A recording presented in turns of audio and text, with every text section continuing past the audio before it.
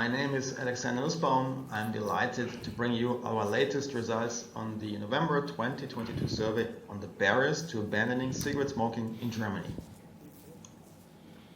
To give you some background, in Germany about 35% of the population currently smokes, despite widely known serious health effects.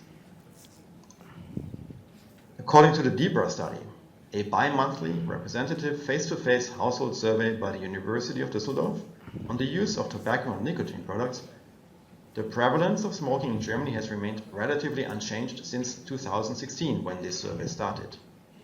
Further, less than 10% of all surveyed smokers and ex-smokers currently report a serious quit attempt within the last year. This figure has continuously declined over the past 7 years. To gain a better understanding of some of the possible reasons for this trend, we have carried out 2 studies on the barriers to abandoning cigarette smoking. The November 2022 survey expanded on the earlier 2021 study to identify barriers that impede adult smokers in Germany from quitting cigarettes. The surveys queried both barriers to quitting and overall motivation to quit cigarette smoking. A representative sample of 1,000 daily adult smokers in Germany was surveyed via computer-aided web interviews. Quotas on age, gender, and federal state were set to ensure representativeness of German smokers. The 2022 survey includes data on 196 e-cigarette and heated tobacco product users who switched from cigarette smoking, allowing comparisons with current smokers. Due to our inclusion criteria largely excluding current dual use, this latter group is not necessarily representative of average users of e-cigarettes or heated tobacco products in Germany.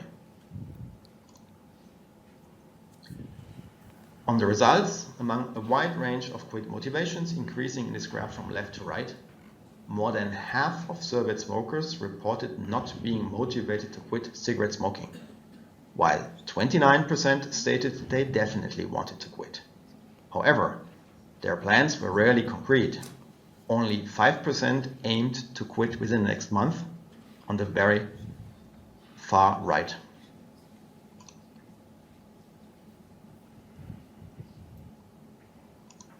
These results did not vary much from our 2021 survey, where 54% reported no quitting motivation. The percentage of smokers motivated to quit remained exactly the same. One important characteristic associated with quitting motivation is age. Older smokers were more likely to report not to be motivated to quit, while 39% of smokers aged 19 to 34, on the left here, reported no motivation to quit.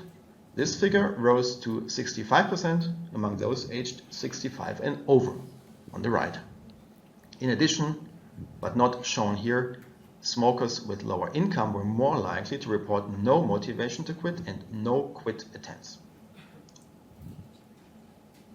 The most frequently reported barrier to quitting cigarette smoking was enjoyment of smoking, being a barrier for half of all surveyed smokers.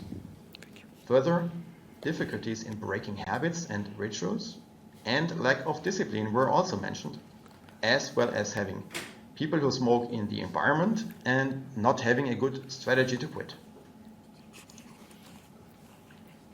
Examining now the most frequent barriers across different levels of quitting motivation revealed that smokers in Germany are not a homogeneous group.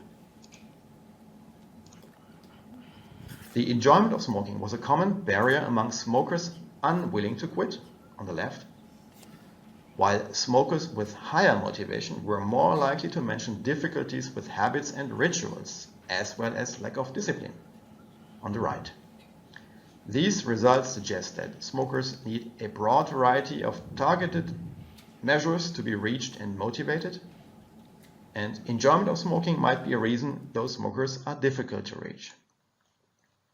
These barriers should be considered when developing measures to facilitate smoking cessation or encouraging adult smokers who do not quit to switch to smoke-free alternatives.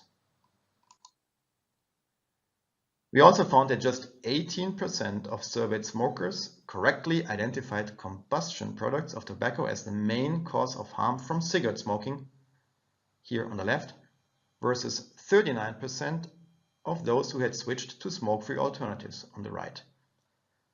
People who smoke were significantly more likely to name nicotine as the substance responsible for typical smoking-related diseases.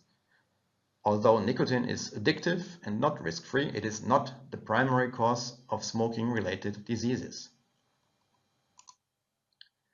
We also found only 27% of smokers perceived the health risks of smoke-free alternatives to be lower than those of cigarettes.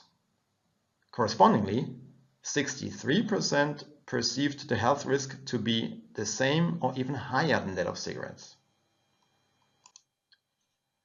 On the right, respondents who had discontinued cigarette smoking by switching to smoke-free alternatives had significantly more accurate risk perceptions.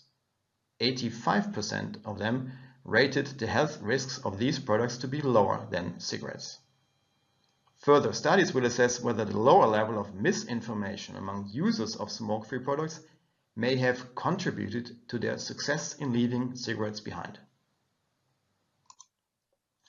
We also looked at dual use, that is, the use of cigarettes and smoke-free alternatives in the same time period. In terms of switching away from smoking, 42% of our non-representative sample of smoke-free product users reported a period of dual use. For the vast majority of them, that is 89% here, this period lasted less than a year. Interestingly, 96% of those who reported a phase of dual use had reduced cigarette consumption during this period.